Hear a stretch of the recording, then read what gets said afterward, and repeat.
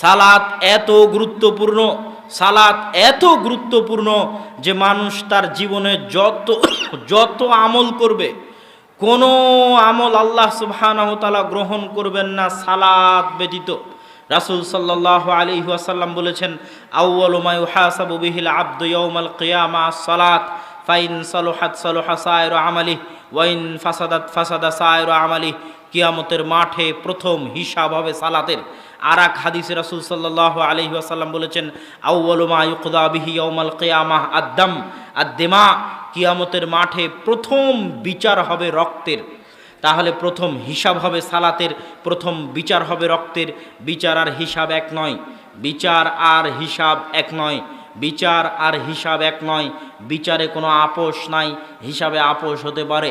বিচারে কোনো আপোষ নাই, হিসাবে আপোষ হতে পারে। বিচার মানে সারা পৃথিবীর মানুষ, জজ কোর্ট, হাইকোর্ট, উচ্চ আদালত, বিচার, সালিশ, পাড়া, গ্রাম, চেয়ারম্যান, এমপি, মেম্বার, মন্ত্রী, কোথাও তার ন্যায় বিচার পায়নি। পৃথিবীর শুরু থেকে নিয়ে শেষ পর্যন্ত মানুষের উপর যত অত্যাচার করেছে, পশু প্রাণীতে আর এক পশু প্রাণীর উপর যত অত্যাচার করেছে, মানুষে পশু প্রাণীর উপর যত অত্যাচার করেছে, অত্যাচারের মাত্রা বাড়তে বাড়তে বাড়তে বাড়তে বাড়তে বাড়তে আসমান ছুঁয়ে গেছে। কিয়ামতের মাঠে আল্লাহ সুবহানাহু ওয়া তাআলা হবেন বিচারক। কোনো ওকিল, কোনো দোভাষী থাকবে না। আল্লাহ সুবহানাহু ওয়া তাআলা ওই যে আসমান ছুঁয়ে গেছে অত্যাচার, আল্লাহ সুবহানাহু ওয়া তাআলা বিচার শুরু করবেন। বিচারে কোনো আপোষ নাই। ওই অত্যাচারের মাত্রাকে তিনি কমাতে কমাতে কমাতে কমাতে বিচারের মাঠে শূন্য করবেন। যদি তিনি বিচারের মাঠে অত্যাচারকে শূন্য, জিরো না করতে পারেন, তাহলে তিনি আদল নন, তাহলে তিনি ন্যায়পরায়ণ নন। ওয়ালিয়াযু বিল্লাহ। আর আল্লাহ ন্যায়পরায়ণ। ইন্নী হারামতু যুলমা আলাইয়া, আল্লাহ বলছেন আমি আমার উপর জুলুম বা অত্যাচারকে হারাম করেছি। তিনি ন্যায়পরায়ণ, তিনি নিজের উপর জুলুম বা অত্যাচারকে হারাম করেছেন। তিনি ন্যায়পরায়ণ, তিনি নিজের উপর জুলুম বা অত্যাচারকে হারাম করেছেন। এই জন্য বিচারক হিসেবে যখন তিনি দায়িত্ব পালন করবেন, তখন কোনো ছাড়, কোনো আপোষ নাই। তিনি জিরো করবেনই করবেন। অত্যাচারের মাত্রাকে তিনি জিরো করবেনই করবেন। এমনকি অশিংওয়ালা ছাগলকে শিং দিয়ে, দুনিয়াতে যেই ছাগলের শিং ছিল ওকে মারার জন্য বলবেন, বলে আল্লাহ সুবহানাহু ওয়া তাআলা এইভাবে অত্যাচারের মাত্রাকে জিরো করবেন। এটা বিচার। আর এই বিচারের প্রথম বিচার হবে হত্যার। এই বিচারের প্রথম বিচার হবে রক্তের। কে কাকে দুনিয়াতে হত্যা করেছে, নিহত ব্যক্তি হত্যাকারীর ঘাড় ধরে আল্লাহর দরবারে নিয়ে আসবে, আল্লাহ এ আমাকে হত্যা করেছে। এটা আল্লাহর বিচার। এখানে কোনো ছাড় নাই, এখানে কোনো মাফ নাই, এখানে কোনো আপোষ নাই। আর হিসাব হচ্ছে আল্লাহ আপনাকে করতে বলেছিল, আপনি করেননি। আল্লাহ আপনাকে সালাত আদায় করতে বলেছিল, দান করতে বলেছিল, যাকাত দিতে বলেছিল, কোরআন তেলাওয়াত করতে বলেছিল। এগুলো সব হিসাব। তো এই সব হিসাবের প্রথম হিসাব হবে সালাতের।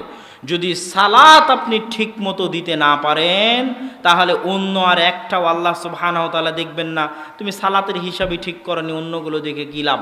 আমি তো তোমাকে যে আদেশ দিয়েছি করার জন্য, তার সবচেয়ে বড় একমাত্র আদেশ হচ্ছে সালাত। কিছুই যদি না করতে, খালি যদি 5 ওয়াক্ত সালাত আদায় করতে, আর যদি গরিব হয় ওর জাকাত নাই, ও যদি গরিব হয় ওর হজ নাই, 5 ওয়াক্ত সালাত, 1 মাসের সিয়াম, আল্লাহ সুবহানাহু ওয়া তাআলা ক্ষমা করে জান্নাতে দিয়ে দিতে পারতেন। আশা করা যায় ইনশাআল্লাহ। জান্নাতে যাওয়া অত কঠিন কিছু নয়। শুধুই যদি 5 ওয়াক্ত সালাত আদায় করতে, আল্লাহ রাসূল বলেছেন এই দেখো তোমরা যদি জান্নাতীকে দেখতে চাও তাহলে একে দেখো। ও কিছুই বলেনি, খালি বলেছে আল্লাহ রাসূল আপনি যা বলেছেন ফরজ কাজ, এই ফরজ ব্যতীত এর কমও করব না, এর বেশিও করব না।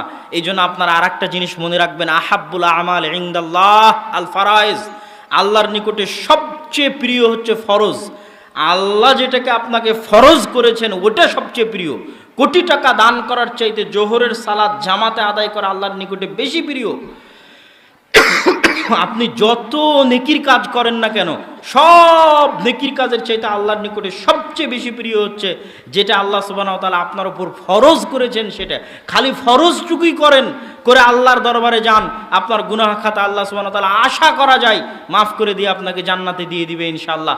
কিন্তু সালাতই যদি আদায় না করেন, আর যত এদিক ওদিক যান, এটা করেন সেটা করেন, কিছুই আর কিয়ামতের মাঠে কাজে আসবে না। সালাত এত গুরুত্বপূর্ণ, সালাত এত জরুরি, সালাত এত প্রয়োজনীয়।